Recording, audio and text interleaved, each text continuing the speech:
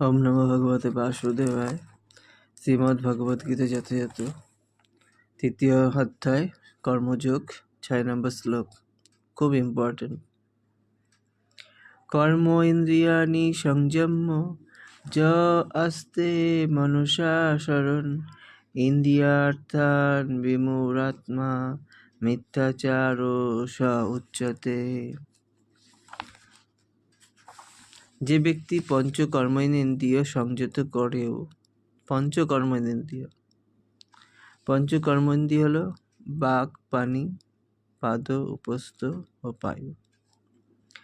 যে ব্যক্তি পঞ্চকর্ম ইন্দ্রিয় সংযত করেও মনে মনে শব্দ, রস আদি ইন্দ্রিয় বিষয়গুলি স্মরণ করে, সেই মূঢ় অবশ্যই নিজেকে বিভ্রান্ত করে এবং তাকে মিথ্যাচারী ভণ্ড বলা হয়ে থাকে।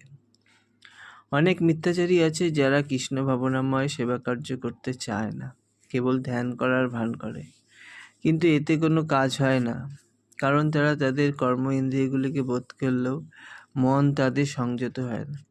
পক্ষান্তরে মন অত্যন্ত তীব্রভাবে ইন্দ্রিয় সুখের জল্পনা কল্পনা করতে থাকে। তারা লোক ঠকানোর জন্য দুই একটি তত্ত্বকথাও বলে, কিন্তু এই শ্লোকে আমরা জানতে পারছি যে তারা হচ্ছে সবচাইতে বড় প্রতারক।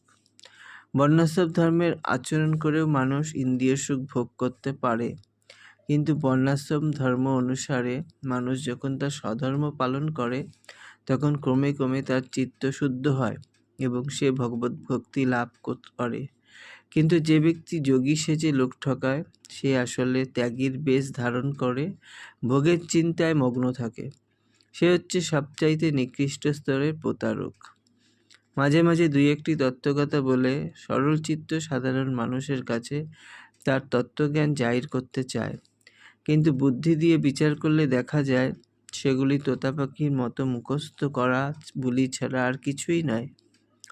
ভগবান শ্রীকৃষ্ণ তার মায়াশক্তির প্রভাবে ওই ধরনের পাপাচারী প্রতারকদের সমস্ত জ্ঞান অপহরণ করে নেন।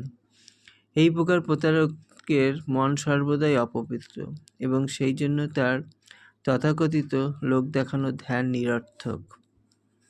হরে কৃষ্ণ মিত্র, আমার গীতা পাঠ এবং পড়া যদি আপনাদের ভালো লেগে থাকে অবশ্যই কমেন্ট করবেন এবং লাইক, শেয়ার, সাবস্ক্রাইব করবেন এবং ফেসবুক থেকে দেখলে ফলো করবেন অবশ্যই।